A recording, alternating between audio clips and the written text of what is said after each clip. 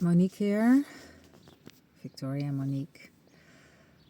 And I have some cool info on the Bridge of Incidents, timelines, time, identity, all Seth, Neville, and Bashar based, and obviously from my unique perspective.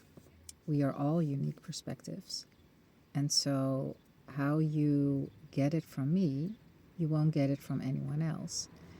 And this is what I came to understand, is that we are all facets of a diamond.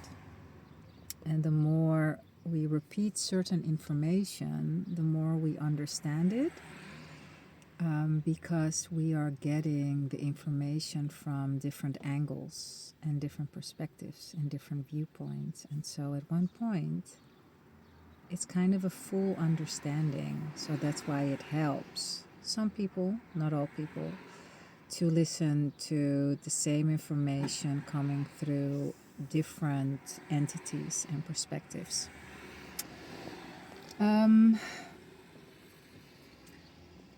So there is no linear time, right? There's only simultaneous time. Everything is now. We do experience life in a linear way because that's just how reality is set up. But when you understand how it really works, it gives a certain freedom. It feels freeing, it feels expansive, it feels like home. For me, expansiveness feels like home. So when we are waiting on things, Bashar says waiting is a state unto itself. And so when you wait for things, you will create more waiting. When you are in the knowing, like what Abraham Hicks speaks about often, then you're just relaxed. You are calmly expecting and you are just living your life to the fullest. So timelines, time is not a sequence of minutes or hours or days. Time depends on your acceptance of your new identity. So Neville calls it the state of the wish fulfilled. The state of the wish fulfilled is an identity. A state in itself is not necessarily an identity because we move through moods, we move through states all the time. When you persist in a certain mood, when you persist in a certain state, then it becomes an identity. Like when you start to work out, you're not a fit person after 1 week of working out. You are a fit person, a healthy person, or someone that calls themselves that way after a certain amount of time, persistence, in a state, in a mood, in a behavior. The behavior has become a habit. And when a state becomes a habit, it becomes an identity or a personality. So time collapses in identity. You move from identity to identity, and sometimes it goes quick and sometimes it seems to go super slow. But what is happening is your level of persistence in a certain identity. So it's never about pushing harder. It is about understanding how this works and then applying that knowledge in your life. It is about nervous system calmness. It's not about frantic, pushing, trying harder, getting frustrated. I mean, this is all part of the game. Been there, done it. I can write many books about it. I won't. Too arduous. But it's all about calmness, nervous system, stability, safety, feeling really relaxed and happy within yourself. And you can come at things from two ways. You can shift identities also by doing things that freak the current personality out. The thing is, When you notice that you start to freak out, it means that it's not normal for your current identity.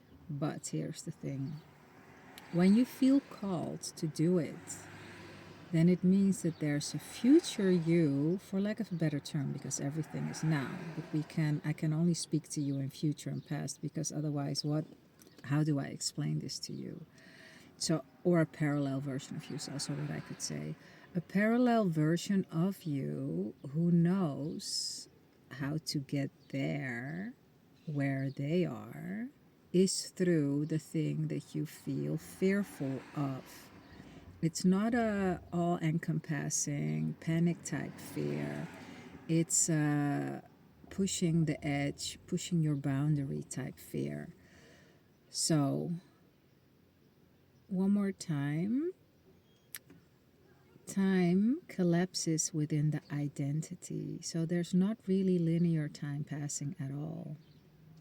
It is how quickly, how persistently do you step in a different identity.